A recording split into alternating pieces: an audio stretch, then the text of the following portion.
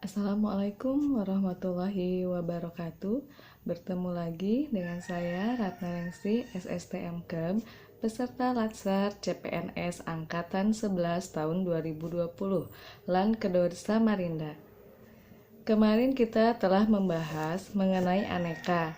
Aneka itu adalah singkatan. Yang pertama adalah akuntabilitas, yang kedua adalah nasionalisme, yang ketiga adalah etika publik, dan yang terakhir adalah anti korupsi. Yang akan kita bahas selanjutnya adalah mengenai etika publik. Apa itu etika? Etika adalah refleksi atau baik atau benar atau salah yang harus dilakukan atau bagaimana melakukan yang baik atau yang benar. Sedangkan etika publik adalah refleksi tentang standar atau norma yang menentukan baik atau buruk, benar atau salah, perilaku, tindakan, dan keputusan untuk mengarahkan kebijakan publik dalam rangka menjalankan tanggung jawab pelayanan publik. PNS yang beretika adalah PNS yang tidak melakukan hal-hal yang tidak seharusnya. Apa saja contoh dari perilaku buruk PNS yang sering kita jumpai? Yang pertama adalah kasus PNS yang terlibat korupsi, kasus PNS yang tidak memiliki kesadaran dan kepedulian terhadap kerapihan dan juga kebersihan, kasus PNS yang tidak disiplin dan terlambat dalam masuk dalam kantor atau yang menunda-nunda pekerjaan. Ada juga PNS yang jutek dan tidak ramah dalam melayani.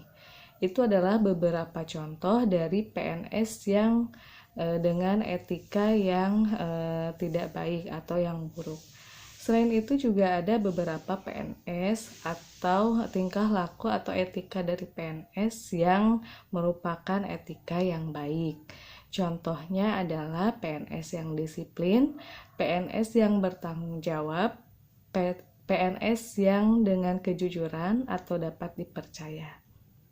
Kepercayaan terhadap pegawai negeri sipil atau ASN yang cenderung negatif, yang seperti contohnya adalah malas, korup, kurang melayani, tidak produktif, dan lain sebagainya, itu menyebabkan citra PNS menjadi negatif. Tapi kalau misalnya PNS tersebut mempunyai citra yang baik, insya Allah semuanya akan berjalan dengan baik. Contohnya seperti yang tadi, PNS yang korupsi misalnya, itu akan menyebabkan citra negatif.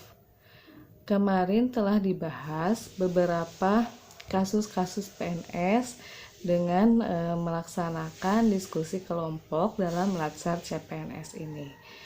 Kemudian pelatihan dasar CPNS ini juga adalah bertujuan untuk menghilangkan huruf C, yaitu CPNS. Kita akan menjadi PNS 100%. Tapi tidak hanya itu, tujuan dari diklat ini adalah C yang selanjutnya, yaitu change atau adanya perubahan. Perubahannya seperti apa? Yaitu peningkatan kompetensi.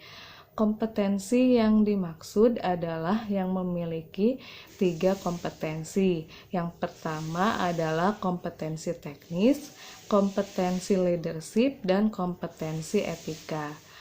Dari kompetensi tersebut ada unsur-unsur kompetensi yang harus dipenuhi oleh seorang PNS. Yang pertama adalah knowledge atau pengetahuan, yang kedua adalah skill atau keterampilan, yang ketiga adalah attitude.